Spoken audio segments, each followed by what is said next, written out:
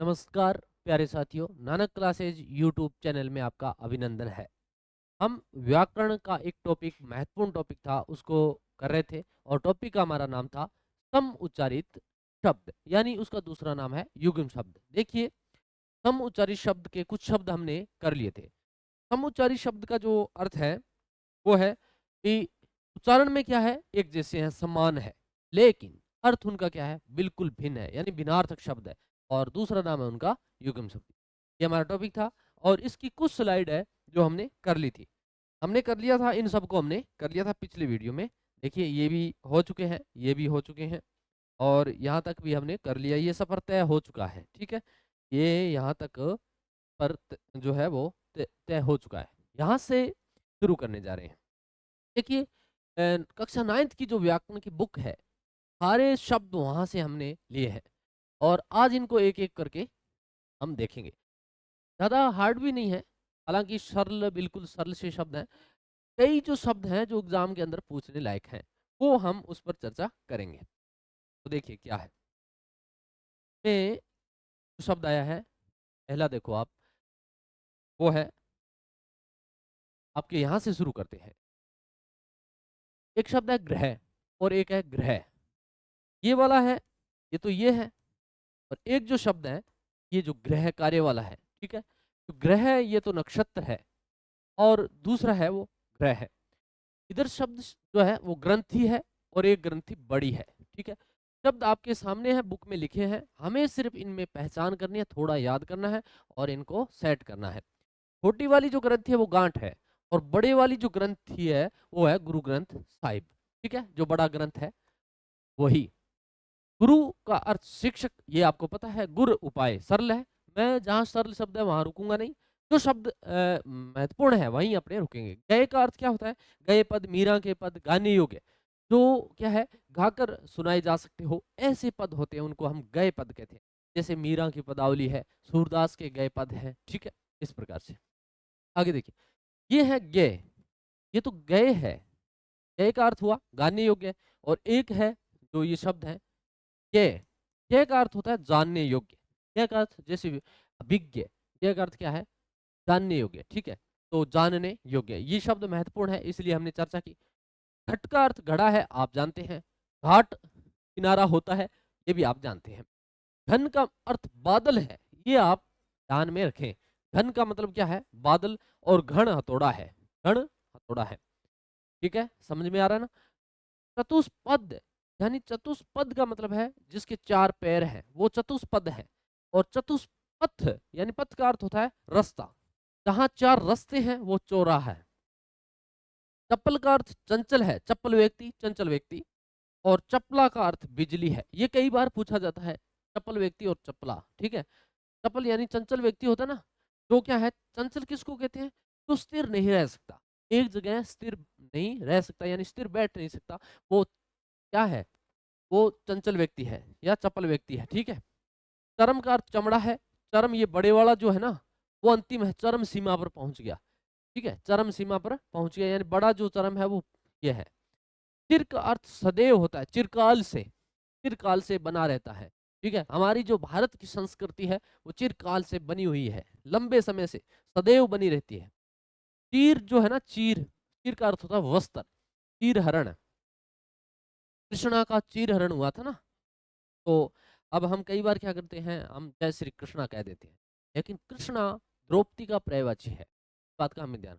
जय श्री कृष्ण ही होता है, कृष्णा द्रौपदी का पर्यायवाची है। और द्रौपदी का जो है चीरहरण हुआ था, वो आप जानते हैं अच्छी तरीके से। तो चीर का अर्थ क्या कहते हैं? वस्त्र है।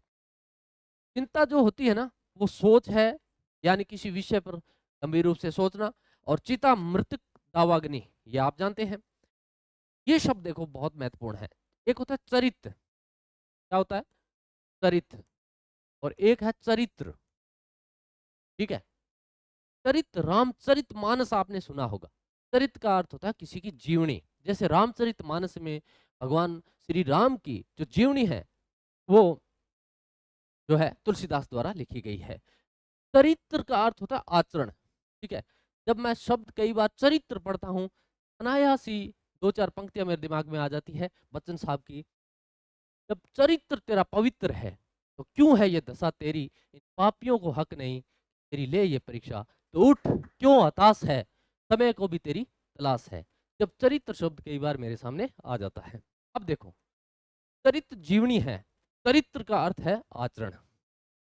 छात्र यानी विद्यार्थी और छात्र क्षत्रिय संबंधी। जो क्षत्रिय है वो क्या है, योद्धा है, उससे संबंधित है। जगत, ये शब्द भी महत्वपूर्ण है। जहां महत्वपूर्ण शब्द आएंगे हम वहीं रुकेंगे। बाकी व्याकरण आपके पास में है, आपको अच्छी तरीके से शब्दों का पता है। एक शब्द ये जगत है, एक ये शब्द जगत है। एक जगत अधूरा है जिसके तय हलंत है, एक जगत पूरा है। जो जगत अधूरा है वो संसार है, जो जगत पूरा है वो कुएं की जो है मुंडेर है। देखिए, ये कुएं की मंडोर है या मुंडेर है, ये पूर्ण है, पूरी है। अगर अधूरी होती तो हम इसको कुएं की मंडोर या मंडोर नहीं कहते, ठीक है। तो जो कुएं की मुंडेर है वो पूरी है, और जगत है वो हमेशा, संसार है वो क्या है, अधूरा है। संसार हमेशा अधूरा है, संसार जो है वो पूरा नहीं है। हर व्यक्ति की इच्छाएं, कामनाएं, उत्कंठाएं, मनोकामनाएं ये पूर्ण नहीं होती, इसलिए संसार क्या है, अधूरा है। ये आप ध्यान रखें। तर्क और एक है तक्कर, ये भी शब्द गंभीर है, इसका भी आप क्या रखोगे, हाँ रखोगे, ठीक है। एक तो है तर्क, तर्क वितर्क, यानी हम किसी विषय पर तर्क वितर्क करें। तर्क वितर्क होता क्या है सर, तर्क वितर्क होता है किसी भी वस्तु या विषय पर उसके मूल्यांकन का, या उसके जो है आप वर्णन का, या उसके संबंधी आलोचना या समालोचना करना, यानी उसका सही और गलत का हम पहचान कर सकें, उस पर बात की जाए, वो है तर्क। और सही और गलत को पहचानने की जो शक्ति होती है उसको हम कहते हैं विवेक। तर्क हो गया। टक्कर का अर्थ होता है छाछ, टक्कर छाछ, आपको याद रखना है। तरणी और तरणी, ये शब्द भी काफी गंभीर है, युगों युगों से चलता आ रहा है, एग्जाम के अंदर आता रहता है, अब भी आ रहा है। अभी भी ये जो है शब्द परीक्षा में आने की क्षमता रखता है। अभी ये अजर नहीं हुआ है, बूढ़ा नहीं हुआ है, अभी भी ये वैसे ही बना हुआ है और वैसे एग्जाम के अंदर पूछा जाता है। देखिए, एक तरणी है ये छोटे वाली, और एक तरणी है ये बड़े वाली। दोनों का अर्थ हमें पता है। एक अर्थ है सूर्य, छोटा है वो क्या है, सूर्य, बड़ा है वो क्या है, नाव है। दोनों हमें पता है, आपको भी पता है, आपने भी पढ़ा है, मैंने भी पढ़ा। लेकिन होता क्या है, एग्जाम के अंदर जब प्रश्न आता है तो एग्जामिनर इस प्रकार से घुमाता है कि हम वहां फिर ये भूल जाते हैं कि यार तरणी क्या था और सूर्य क्या था, ठीक है। इसके लिए देखिए, तरणी है ना जो छोटे वाला, इसको कहते हैं सूर्य। सूर्य की जो किरण है वो भी छोटी होती है, क्या है, वो भी क्या है, छोटी होती है। सूर्य की जो किरण है वो छोटी जरूर है, लेकिन वो छोटे से छोटे स्थान में से भी प्रवेश कर सकती है, इस बात का आप ध्यान रखोगे, ठीक है। तो नाव है वो बड़ी है, तरणी जो बड़ी है वो क्या है, नाव है, ठीक है। एक शब्द आपको याद करना है, एक अपने आप हो जाएगा। तरंग और तुरंग, ये भी शब्द काफी गंभीर है। तरंग का अर्थ लहर है, तुरंग घोड़ा है। तू रंग, किसको रंग, घोड़े को रंग। तू रंग, किसको रंग, घोड़े को, ठीक है भाई, तुरंग घोड़ा है। दशा, क्यों है दशा तेरी, मतलब हालात। दिशा, किस तरफ, ठीक है। दिन दिवस है, दिन गरीब, और दीवा मतलब दिन, और दीवा मतलब दीपक। ये सरल से शब्द थे, ठीक है। आगे देखो, आगे की स्लाइड पे जो शब्द है दूती और दूती, दो शब्द हैं।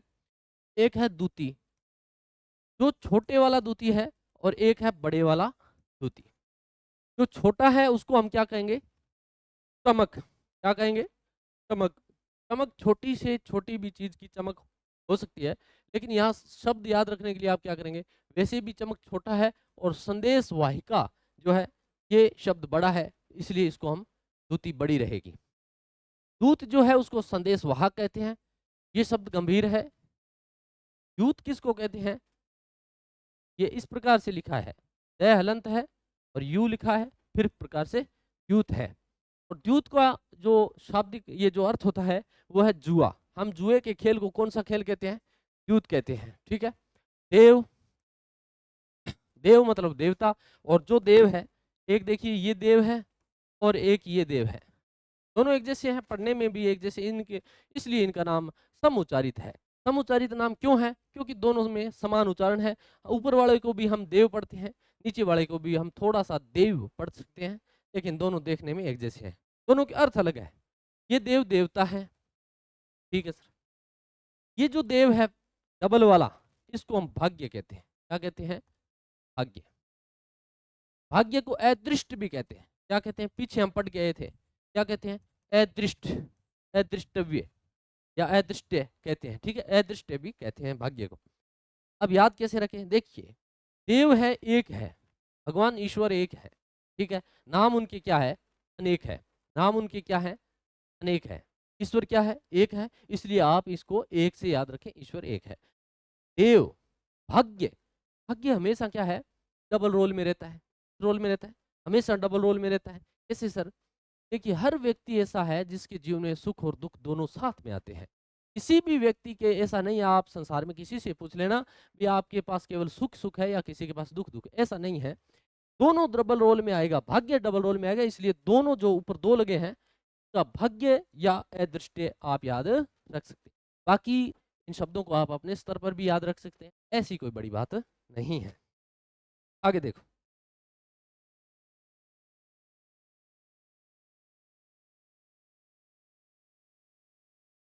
देव तक चल गए थे हम। इसके बाद है धरा। क्या है? धरा। के बाद में देखो आप, धरा क्या है? धरा है, ठीक है। शब्द क्या है? धरा है। धरा मतलब पृथ्वी है, और धारा आपको पता है नदी या प्रवाह। धनु धनुष है। क्या है? धनुष। और धेनु गाय है। सरल शब्द है, आप पढ़ोगे, हम इस पे कुछ नहीं करेंगे। नाक मतलब स्वर्ग है, नासिका। और नाग का मतलब हाथी भी होता है। नाग का अर्थ सर्प भी होता है और नाग का अर्थ हाथी भी होता है। ये प्रश्न जो है एग्जाम 2016 की जो ग्रेड सेकंड हिंदी का प्रश्न पत्र था, उसमें ये शब्द आया भी था। नाग जो है हाथी वाला, ये आया भी था। और काफी लोगों का जो है नाक में दम भी इसने कर दिया था। तो हाथी भी इसका होता है। निर्जर यानी निर्जर, जो कभी बूढ़े नहीं होते। निर उपसर्ग लगा हुआ है, और जर का अर्थ होता है जो कभी बूढ़ा नहीं होता। ऐसे जो कभी बूढ़े नहीं होते, निर्जर यानी देवता, और निर्झर यानी झरना। निधन यानी मृत्यु, और निर्धन का अर्थ होता है गरीब। निर्धन का अर्थ क्या होता है? गरीब। निंदा यानी बुराई है, और निद्रा आपको पता ही है, निद्रा क्या है? अब इस समय जो चलता है, जो जीवन काल होता है, एक अभ्यर्थी का जो जीवन काल होता है, उसमें जो अभी संघर्ष काल होता है, इसमें निद्रा बहुत ज्यादा क्या है? आती रहती है। काफी लगाव रहता है इससे। एक शब्द है निदेश, दूसरा शब्द है निर्देश। इसको थोड़ा साफ कर लेते हैं अपने, ठीक है। अब देखो आप, एक शब्द है निदेश और एक शब्द है निर्देश। दोनों में अंतर जानते हैं। एक तो देखिए निदेश है, और एक है निर्देश, ठीक है सर, ठीक है। दोनों शब्द है। निदेश क्या है? निदेशालय, बीकानेर निदेशालय, आपने माध्यमिक शिक्षा बीकानेर निदेशालय आपने सुना हो। निदेश, निदेश का अर्थ होता है आज्ञा, यानी आज्ञा दी जाए, ऐसा आज्ञा है, आपको निर्देशित किया जाता है, आपको ऐसा करना है, वो तो है निदेश। निर्देश दिया जाए कि जैसे आपने किसी को निर्देश किया, आप आपसे किसी ने पूछा कि भाई राम मंदिर किस तरफ है, आपने कहा भाई इस तरफ जाके और थोड़ा लेफ्ट घूम के इधर आ जाना। आपने उसको निर्देश किया है, संकेतिक किया है, दिशा दिखाई है। अब वो उस रास्ते पे जाए नहीं जाए वो उसकी मन मर्जी है, लेकिन अगर आपके पास कोई निर्देश देता है तो उसको आज्ञा है, वो आपको करनी पड़ेगी, ठीक है सर। आगे देखते हैं। निर्माण रचना है, और निर्वाण का अर्थ मोक्ष है, ठीक है। नियंत्रण बंधन है, और निमंत्रण, निमंत्रण मतलब न्योता, बुलाना किसी को, ठीक है। निश्चल यानी निस उपसर्ग लगा है, इसमें क्या लगा है? निस उपसर्ग लगा है, और ये है छल यानी निश्चल। ऐसा कोई किसी प्रकार का कोई छल नहीं, वो निश्चल है। और निश्चल मतलब निश्चल, निश्चित रूप से चलेगा जो अचल, यानी निश्चल जो नहीं चल सकता वो अचल है। नीर पानी, और नीड़ का मतलब है घोंसला, नीड़ घोंसला है। ये शब्द देखो, ये काफी महत्वपूर्ण है। और ये जो आपके ग्राम सेवक का एग्जाम हुआ था 2022 या 23 में, ग्राम सेवक के एग्जाम में ये प्रश्न आया था, परिणत वाला, ठीक है, और परिणीत वाला। परिणत और परिणीत, सर शब्द भी गंभीर है, आता रहता है अक्सर।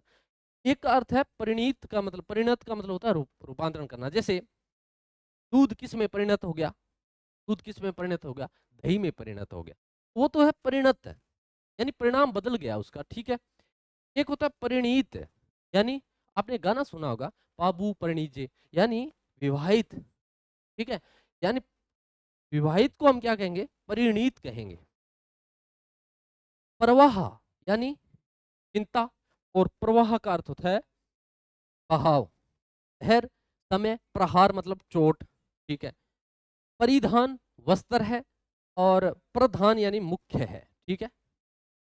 परिवर्तन रूपांतरण होता है, यानी देखो आप, परिधान, परिवर्तन, रूपांतरण, यानी हम परिणत को क्या कह सकते हैं, परिणत को क्या कह सकते हैं, परिवर्तन कह सकते हैं, परिवर्तन कह सकते हैं, ये ध्यान रखो। परिणत को हम क्या कह सकते हैं, परिवर्तन कह सकते हैं। जैसे दूध दही में परिवर्तित हो गया तो वो परिणत हो गया, ठीक है। परिताप, परिताप का होता है दुख, ठीक है, परिताप का हो गया दुख। जैसे परिताप का मतलब समझे, अभी जो हमारे आपके ये एग्जाम हुआ पीछे, शायद तक वो मेरे अभी दिमाग से स्लिप हो गया है, जो भी एग्जाम हो उसमें थोड़ा सा सिलेबस है वो आउट ऑफ सिलेबस के प्रश्न पूछ लिए गए थे बोर्ड द्वारा, तो सारे बच्चे जो है ना वो परिताप हो गए, दुखी, ताप हो गए। देखिए ये शब्द इनको याद रखने का तीन चार तरीके होते हैं। कुछ विद्वान ऐसे होते हैं जो एक बार पढ़ ले उनके शब्द याद रह जाते हैं, लेकिन मैं अक्सर क्या करता हूँ, इन शब्दों को अपने जीवन में उतारने का प्रयास करता हूँ, एक दो बार बोलने का प्रयास करता हूँ, और जो हमारे साथी आते हैं नए उनके साथ भी बोलने का प्रयास करता हूँ, तो वो शब्द एक दो बार बोलने से क्या है, थोड़े स्थायी होने का प्रयास करते हैं। परिताप का अर्थ होता है दुखी, यानी दुखी हो गए, सारे बच्चे दुखी हो गए, और दुखी होने के कारण उन्होंने क्या किया, जो हमारे अध्यक्ष साहब थे उनको गालियां वालियां देना शुरू कर दिया, और काफी ट्रोल कर दिया, ठीक है। जो उनके मन में है वो उनको कह दिया। क्यों कहा उन्होंने, क्योंकि वो परिताप हो गए थे। क्या हो गए थे, परिताप हो गए थे। और ये प्रताप आपको पता है, ये मारना प्रताप है, ठीक है सर। ये सारी बातें चलती रहती है, ये सारी बातें चलती रहती है। ये स्लाइड ऐसे हो गई है, वापस आ गई है, ठीक है। आगे देखते हैं। अच्छा ये देखिए आप, इसमें क्या है, अ, जो व्याख्याता के लिए प्रथम श्रेणी अध्यापक परीक्षा है, उसका भी अभी पीछे सुर्खियां चल रही है, नोटिफिकेशन जल्द जारी होने वाला है। उसमें हमें जो प्रश्न पत्र है प्रथम, उसकी तो टेस्ट सीरीज चल ही रही है, आज शायद उसका एग्जाम है 27 अगस्त को, छठा या सातवां इसका मॉडल टेस्ट हो रहा है, ठीक है। ये जो है ये सेकंड पेपर के लिए है, सेकंड पेपर हिंदी के लिए। जो पाठ्यक्रम हमारे सामने दिया हुआ है आरपीएससी द्वारा, बिल्कुल वही पाठ्यक्रम, और उसी पाठ्यक्रम के आधार पर 150 क्वेश्चन पूरे लिए जाएंगे, और उन पूरे सिलेबस को हमने 6 भागों में डिवाइडेशन किया है, यानी पूरे सिलेबस को हमने समग्रता के सिद्धांत पर 6 भागों में बांट दिया है, और प्रत्येक भाग का जो है 15 दिन के बाद में टेस्ट होगा।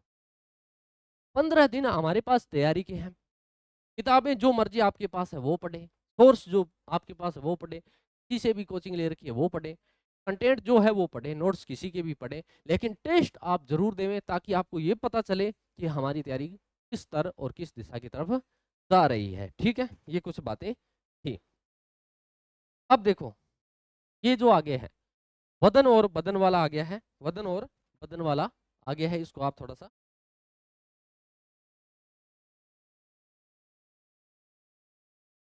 क्या आ गया है, वदन और बदन वाला आ गया है। इसमें आपको एक ही ध्यान रखना है, जो बदन है ना वो तो है शरीर, ठीक है, और जो वदन है वो है मुख, ठीक है सर। ये तो हमने भी पढ़ लिया, आपने कोई नया नहीं बताया है। इसमें है क्या, जो बदन है ना उसको शरीर है याद रखना है। जो कई बार आपने ऐसी बकरी देखी होगी जो बिल्कुल शरीर से क्या दुबली पतली होती है, ठीक है, उसका शरीर क्या होता है, बिल्कुल दुबला पतला होता है। बकरी है वो बिल्कुल शरीर है उसका दुबला पतला है, ये शरीर है।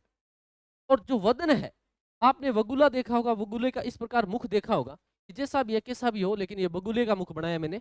ये जो मुख है ये क्या है, ये मुख किसका है, बगुले का है। जिसमें बगुला है यानी वह वृक्ष है वो मुख है, ठीक है, और ऊपर वाला है वो शरीर है। दोनों शब्द आपको याद रहेंगे, ठीक है। आगे चलते हैं। बलि मतलब भेंट है, और ये जो बलि है ये बलवान है, ये बलवान है, ठीक है। ये बाण का अर्थ आदत होता है, एक बाण होता है वो है तीर, इसको हम सर भी कह देते हैं। क्या कह देते हैं? इसको हम सर भी कह देते हैं। ठीक है, देखिए बहु का अर्थ क्या होता है? ये छोटे वाला बहु है। कैसा है? छोटे वाला बहु मतलब बहुत, बहुत संख्या में लोग आए, बहुत संख्या में पर्यटक आए, बहुत संख्या में यात्री मिले, बहुत संख्या में जो है बारिश हुई, ये सारी बातें। ये जो बड़े वाला बहु है ना, बड़े वाला बहु, इसका अर्थ होता है, बड़े वाले बहु को हम क्या कहेंगे? वधु कहेंगे। क्या कहेंगे? वधु कहेंगे। और वधु जो होती है वो बड़ी होती है। ठीक है, तो आप ध्यान रखना, जो बहू है या वधु है या फिर वधु है या फिर पत्नी है, ये सारी की सारी क्या है? बड़ी है। पत्नी भी बड़ी है, वधु भी बड़ी है और आपके बहू भी बड़ी है। इनको आप छोटा मत समझे। पत्नी, जो पति होता है वो छोटा होता है, पति छोटा होता है, पत्नी बड़ी होती है। ठीक है, आगे देखो। आगे जो शब्द दिया हुआ है वो है कौन सा? बेल। बेल यानी जो सिंगल बेल है वो लता है, और जो डबल बेल है जिसके दो सींग लगे हैं ऊपर, वो क्या है? वृषभ है, बेल है। ठीक है, वात यानी बातचीत है, वात ये वायु है, जो हवा है वही है। बेर जो सिंगल है, एक प्रकार का फल है, ये एक प्रकार का फल है ये बेर। और ये वाला बेर जो है, ये क्या है? ये शत्रुता है, यानी दुश्मनी है। शत्रुता यानी दुश्मनी है ये। और ये भवन यानी घर। ठीक है, और ये भुवन क्या कहता है? भुवन किसको कहते हैं? भुवन ये संसार है। भुवन क्या है? भुवन संसार है। भुवन ये संसार है, जगत ये संसार है। और जगत हमेशा क्या है? अधूरा है। जगत हमेशा क्या है? अधूरा है। ठीक है, ये सारे शब्द हो चुके हैं। जो शब्द गंभीर है हम वहीं रुक रहे हैं, जो परीक्षा में आने की क्षमता रखते हैं उसी पे हम चर्चा कर रहे हैं, बाकी सीधा रिवीजन के तौर पर आगे बढ़ जाते हैं। मंथर, मंथर क्या होता है? धीरे धीरे मंथर गति से चलना, धीरे धीरे मंथर गति से चलना, धीमे धीमे। ठीक है, धीरे धीरे से। और एक होती है मंथरा। मंथरा का नाम आपने सुना होगा, मंथरा का नाम आपने सुना होगा। मंथरा क्या होती है? मंथरा एक दासी का नाम है, और मंथरा ने क्या से क्या कर दिया और क्या से क्या हो गया आपको पता है, आप अच्छी तरीके से जानते हैं। मंथरा। मल क्या होता है? मेल को कहते हैं। और डबल वाला जो लय है ना, जिसमें डबल लय है, देखिए जिसमें डबल लय है वो पहलवान है। आपने डबल इंजन की सरकार सुना होगा, डबल मोर ये सुना होगा, डबल मोर अन्य नाम। जो डबल है उसमें पावर है भाई, पहलवान है। ठीक है, तो जो मल है वो पहलवान है।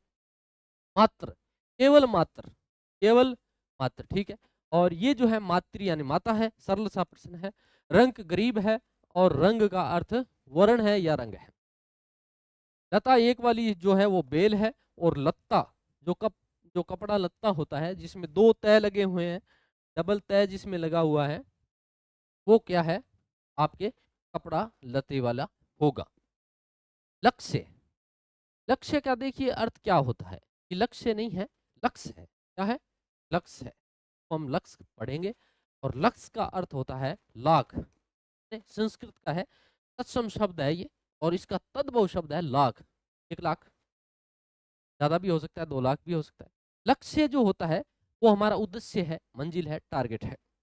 वर्ण का अर्थ क्या है? एक वर्ण देखिए, कै ख गए ये वर्ण है, लेकिन एक वर्ण का अर्थ क्या होता है? रंग भी होता है। ये भी ध्यान रखना, किस वर्ण का।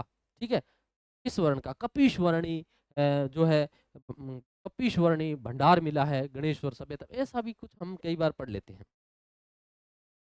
उसके बाद ये जो वर्ण है ना, जिसके पैर में रह है, अब देखियो सर यहाँ समस्या रहती है हमें, ये पैर वाला और ऊपर वाला थोड़ा सा कंफ्यूज कर देता है कई बार।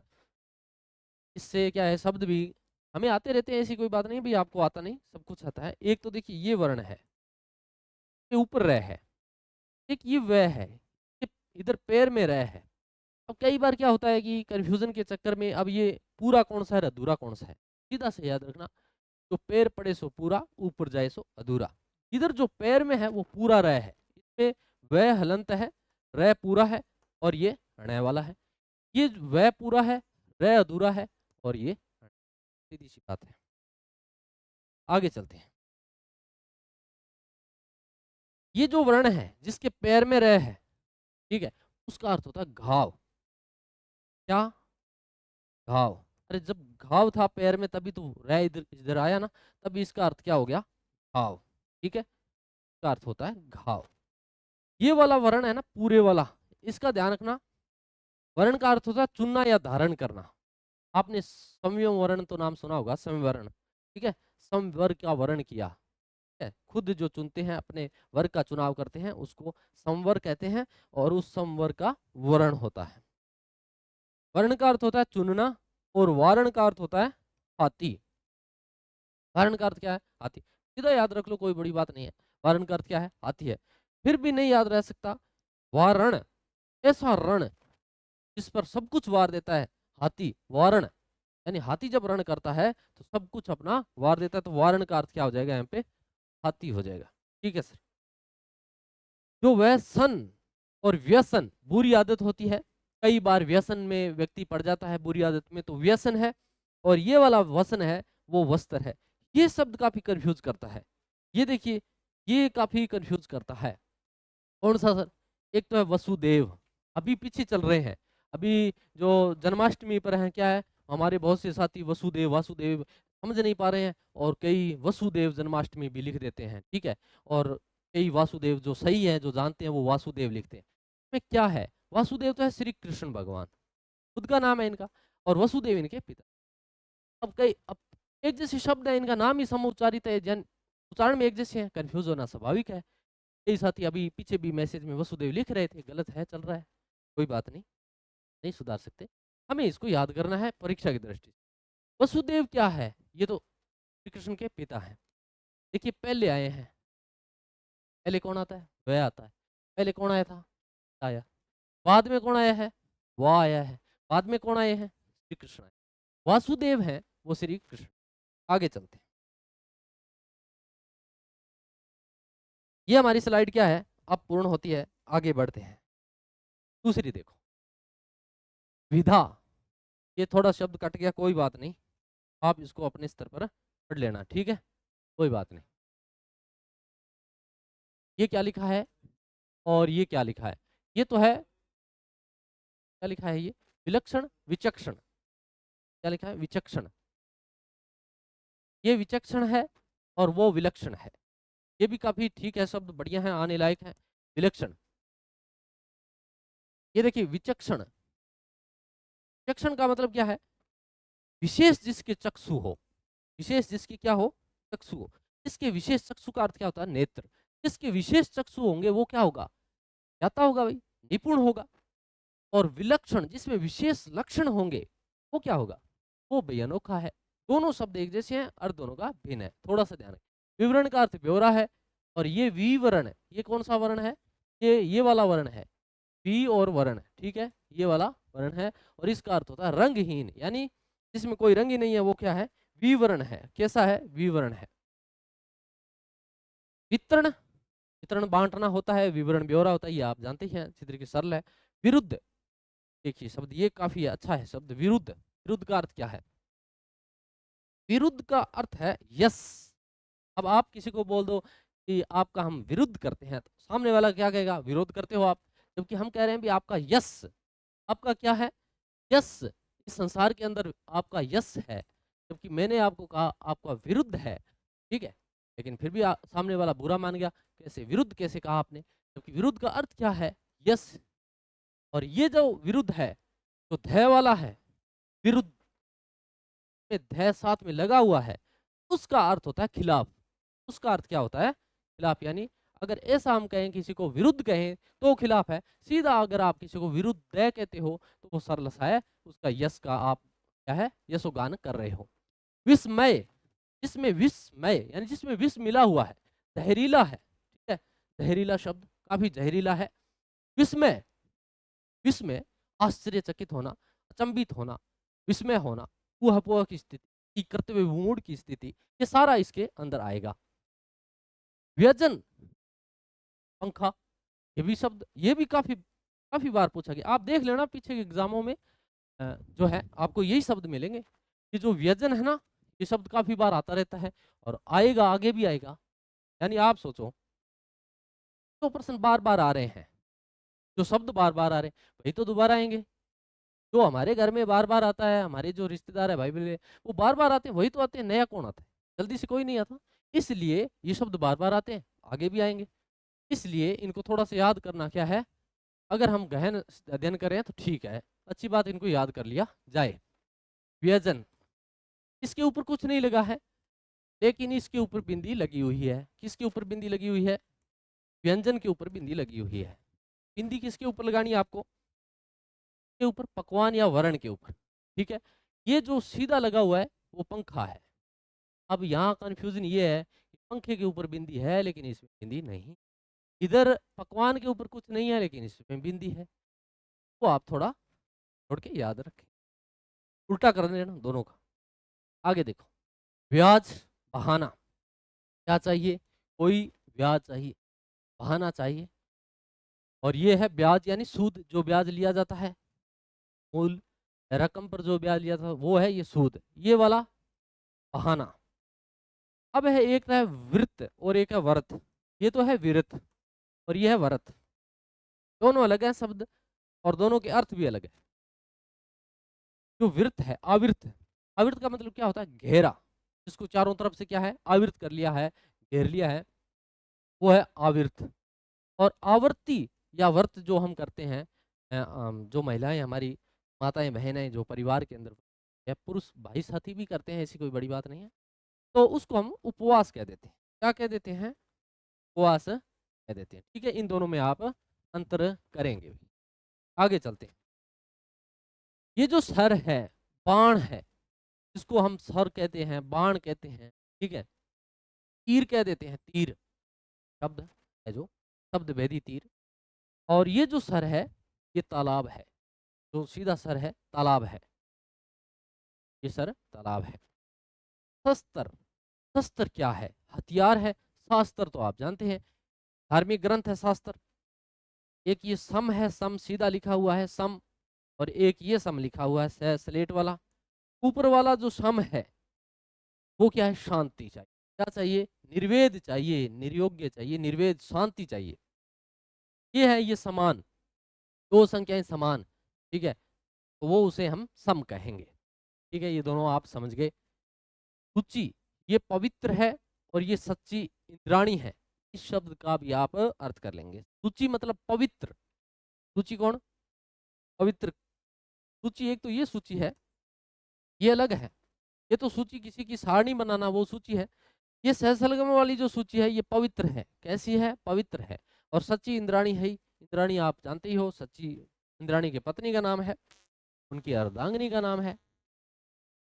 सूरवीर, और ये सूर, सूर्य को कहते हैं, सूरदास जो सहस्लेट वाले, सूर्य यानी अंधा। एक होता है शुल्क यानी फीस, और एक है शुक्ल यानी श्वेत, सफेद वर्ण की, ठीक है, उसको हम शुक्ल कहेंगे। शंकर आप जानते हैं, शिव को कहते हैं, ये शंकर भी आप जानते हैं, मिश्रण को कहते हैं। श्वेत आपको पता है, श्वेत सफेद है। ये जो श्वेत है इसको हम पसीना कहते हैं, श्वेत। सवजन कुत्ता है, और ये वाला सवजन है, ये परिजन है। सवजन ये वाला कुत्ता है और ये वाला परिजन है भी। ये भी शब्द आप ध्यान में रखोगे। ये देखिए, ये भी एग्जाम में आने लायक है शब्द। क्या है? श्रवण। श्रवण का मतलब क्या है और श्रवण का मतलब क्या है? श्रवण शक्ति, श्रवण कौशल, सुनना। जो सुनने वाला कौशल है, श्रवण कौशल है, उसको हम सुनने का जो काम करता है उसको कान कहते हैं, और कान को श्रवण भी कहते हैं। और ये जो मैं लगा हुआ है जिसमें, ये है भिक्षु। क्या है ना? आप ध्यान रखोगे, मैं और वह का ही खेल है। मैं जिसमें लगा है वो क्या है? तू है। क्या है? तू है। कैसे करें, याद कैसे? देखो, भिक्षु में भय भी आ रहा है, फिर ये तू भी आ रहा है, तो जिसमें भय आ रहा है ना उसी में तो मैं आएगा। में भय आता है उसी में तो मैं आता है ना, इसलिए थोड़ा सा जोड़ना है, बाकी आप अपने हिसाब से भी कर सकते हैं, कोई बड़ी वाली बात नहीं है। आगे वाली स्लाइड पर देखो, सप्त का अर्थ क्या है? सप्त का अर्थ होता है साप दिया हुआ, और ये जो सप्त है इसको हम कहेंगे सात। सती, कौन सी सती? आप दी 100 वर्ष का समय कहते हैं। ये सती जो पतिव्रता स्त्री होती है, ये सती प्रथा थी जो कि राजा राम मोहन राय के प्रयास से लॉर्ड विलियम बेंटिंग द्वारा हमारे भारत से इसको लाया गया। 1817 के द्वारा बहुत ही जलील और बहुत ही हृदय विदारक ये घटना हुआ करती थी। ऐसी घटना जिसकी आज तक हम अपने समाज में कल्पना नहीं कर सकते। आज तो हम पढ़ते हैं, पढ़ने के बाद नॉर्मल हो जाता है, ऐसा कोई नहीं। ये अपनी मजबूरी में पढ़ते हैं क्योंकि एग्जाम में आता है इसलिए। बाकी आप देखो दोस्तों, ये जो घटना है उस समय जब हुआ करती थी ना, कुछ लोगों के परिवार में इससे दुख होता था। वो देखो, जब किसी भी योद्धा की मृत्यु हो जाती थी तो उसके पीछे पत्नी को भी जिंदा उसी जो है उनके साथ जला दिया जाता था, उसको ही सती प्रथा। जलाने से देखो, जिंदा जल रहा है, एक मुर्दा है उसको जला रहे हैं, दोनों साथ में जलाएंगे, ठीक है। तो जिंदा जलेगी तो उसके लिए देखो कितनी विदारक घटनाएं होगी, पीड़ा होगी। लेकिन उस पीड़ा को दूर करने के लिए उस महिला को नशीली पदार्थ जो है भांग धतूरा वगैरह पिला देते थे, और ढोल नगाड़े भी काफ़ी इधर उधर चलाते थे ताकि लोगों को आवाज़ सुनाई नहीं दे। और ऐसी ऐसी घटना जब पढ़ते हैं, देखते हैं, थोड़ा सा क्या है, हृदय विदारक हो जाता है। लेकिन चलते हैं हम अपने टॉपिक की ओर। काफ़ी गंभीर था ये शब्द। कहाँ थे हम? सती प्रथा पर थे। तो ये हो गया भाई। संदेह है, यानी सदेह का मतलब, एक तो जिसके बिंदी लगी है उसके तो बिंदी लगेगी, मतलब शंका है, चंद्र ये जो लगा है। सदेह मतलब जिसका देह के साथ शरीर हो, देह के साथ में हो, तो हम क्या कहते हैं? सह शरीर कहेंगे। क्या कहेंगे? सह शरीर कहेंगे। सम्मान बराबर है, एक समान दो समान भागों में बांट दिया, ये समान इज्जत है। सर्वदा सर्वदा, सर्वदा सर्वदा क्या रहे? हमारा देश, हमारी संस्कृति सर्वदा सर्वदा रहे। अब सर्वदा सर्वदा मतलब हमेशा हमेशा ये संस्कृति है वो आगे बढ़े, हमारा सम्मान मान सम्मान हमेशा सर्वदा सर्वदा रहे। एक है सर्वथा। देखिए शब्द दोनों ही गंभीर है, जहां गंभीर है वहीं रुकेंगे। सर्वदा हमेशा, सर्वथा बिल्कुल, बिल्कुल, सर्वथा बिल्कुल, ठीक है सर। तिल पत्थर, तिल क्या है? पत्थर है। सील जो है वो मुहर है, नमी है, मुहर है, नमी है। ये जो सीता लिखा है ना, सीता छोटे वाला, इसका अर्थ है मिस्री, और बड़े वाला है जानकी, बड़े वाला जानकी है। सुत पुत्र, सुत जो छोटा है वो पुत्र में भी छोटा है। सूत मतलब बड़ा, यानी धागा या सारथी, ठीक है, सारथी। स्वगत, स्वगत अपना कथन, ये भी शब्द काफी ठीक है, अच्छा है। स्वगत यानी, स्वगत किसको कहते हैं हम? स्वगत कहेंगे, आप कहोगे स्वगत जो अपना कथन है, अपने कथन को हम स्वगत कहेंगे। क्या कहेंगे? स्वगत। और स्वागत करते हैं, किसी का आदर करना, स्वागत करना। सुधा, देखिए ये तो है सुधा, सु और धा। सुधा मतलब अमृत, क्या है? अमृत। सुधा ये तो है अमृत। और सुधा, तो ये वाला शब्द है सुधा, इसको कहते हैं भूख। क्या कहते हैं? भूख। सुधा, सुधातुर, जब व्यक्ति क्षुधातुर होता है तो वो क्या है? किसी भी कार्य को तलमंत या ढंग से नहीं कर सकता। भूख सबसे पहले जो है व्यक्ति को काम से रोकती है, परेशान करती है, इसलिए भूख का मतलब है क्षुधा। हर हर महादेव, ये तो आप जानते हैं। हरि विष्णु आपको पता है, हरि विष्णु, हरि विष्णु, हरि हरे रंग की। और ह्रास लाभ हानि, और हास हंसना, ये तो कोई दिक्कत वाली बात नहीं है। क्षिति का अर्थ है ना, क्षिति, ये थोड़ा ठीक है। क्षिति का अर्थ होता है पृथ्वी या पृथ्वी। अभी तो आपने क्षितिज शब्द सुना होगा, क्षितिज। क्षितिज का अर्थ क्या होता है? जहां धरती और आसमान आपको मिलते हुए दिखाई दे, यानी जहां तक आपकी नजर जाती है उसके बाद आपको ऐसा लगता है कि आकाश और धरती मिलते हुए दिखाई दे रहे हैं। आपको ऐसा लगता है, जबकि मिलते नहीं है। आपको क्या? हमें भी ऐसा लगता है, मुझे भी ऐसा लगता है। जब मैं मेरी कल्पना दृष्टि दूर देखता हूं तो मुझे लगता है वहां आसमान और धरती मिले हुए हैं, लेकिन ऐसा होता नहीं, वो हमारी नजर का ही होता है। तो क्षितिज का मतलब होता है, क्षिति मतलब पृथ्वी, जहां से पृथ्वी का यानी जन्म माना जाए और आस दोनों मिलते हुए क्षितिज उसको कहते हैं, ठीक है। तो ये आपको पता है, क्षितिज मतलब पृथ्वी है, क्षति मतलब हानि है। हेम का अर्थ क्या होता है? स्वर्ण। और होम का अर्थ होता है यज्ञ या यज्ञ। हंस का अर्थ मराल है, ये मराल है, एक पक्षी है। हमारी जो माँ सरस्वती है तो ये वाहन है मराल, हंस। हंस वाहिनी, तब तो उनको हम हंस वाहिनी कहते हैं। इनका वाहन क्या है? हंस है। मराल है हंस हंसने वाला, ये है। ठीक है सर, आगे चलते हैं। कितने हो गए? 177 हो गए भाई। ये जो सारे शब्द दिए हैं ना इसमें कक्षा 9 की किताब में, ये हम यहाँ कर रहे हैं और बहुत ही बढ़िया शब्द दिए हुए हैं। आप इनको 2 बार करना। क्या बात है, यहाँ रुका कैसे है? स्लाइड पीछे तो जा रही है ना। हाँ, आगे आगे ये यहाँ तक शायद पूरे हो गए हैं। ठीक है, पूरे हो गए हैं, लेकिन हमारा टॉपिक अभी पूरा नहीं हुआ है। कैसे? 170 किए हैं। अभी हम मानक बुकों में जो हिंदी ग्रंथ अकादमी की बुकों में कुछ लिखे हुए हैं उनको भी लेकर आने का प्रयास करेंगे, और उनके साथ साथ इस टॉपिक से प्रश्न कैसे पूछे जाते हैं और पीछे के एग्जाम में पूछे गए हैं वो भी जो क्वेश्चन है वो हम आगे वाली वीडियो में लेकर आने का भरपूर प्रयास करेंगे। और ये दोनों बातें आपको अच्छी तरीके से हमने बता दी। ये तो है फर्स्ट पेपर के लिए, व्याख्याता के लिए, फर्स्ट पेपर के लिए। 7वां इसका जो टेस्ट है, मॉड्यूल टेस्ट है, वो आज होने वाला है, हाँ, 5-6 बजे के करीब। और कल या परसों उसका सॉल्यूशन भी हम करेंगे। ठीक है, उसका सॉल्यूशन भी हम करेंगे। और जो ये है सेकंड पेपर वाला है, वो जो है हिंदी वाला, उसको भी हम 5 तारीख को करने जा रहे हैं। उसको भी क्या है, 5 तारीख को करने जा रहे हैं। ठीक है, तो हिंदी का जो सेकंड पेपर था वो आपने देख लिया, शायद स्लाइड इधर उधर हो गई। आपने हिंदी के सेकंड पेपर को देख लिया है, उसकी जो टेस्ट सीरीज है वो भी शुरू है। और 5 सितंबर को उनका शेड्यूल वाइज पहला टेस्ट होने जा रहा है, उसका भी सॉल्यूशन हम यहाँ करने का प्रयास करेंगे। आप प्रश्नों का लेवल देखना, प्रश्नों का कंटेंट देखना, और एक बार जरूर उसको आप देखना। हाँ, आप किसी भी बुक में से पढ़ सकते हैं, मैं किसी भी पुस्तक या किसी भी नोट्स का आपको नहीं कहूँगा। आप जो मर्जी पुस्तक और जो आपकी कोचिंग है वहाँ से पढ़े, लेकिन आप एक बार टेस्ट सीरीज में प्रश्नों का लेवल और उनके आए एग्जाम के माध्यम से उनकी ऑथेंटिकता, ये सारी बातें एक बार जरूर देखना। और मिलते हैं हम नेक्स्ट वीडियो के साथ, तब तक के लिए जय हिंद, जय भारत।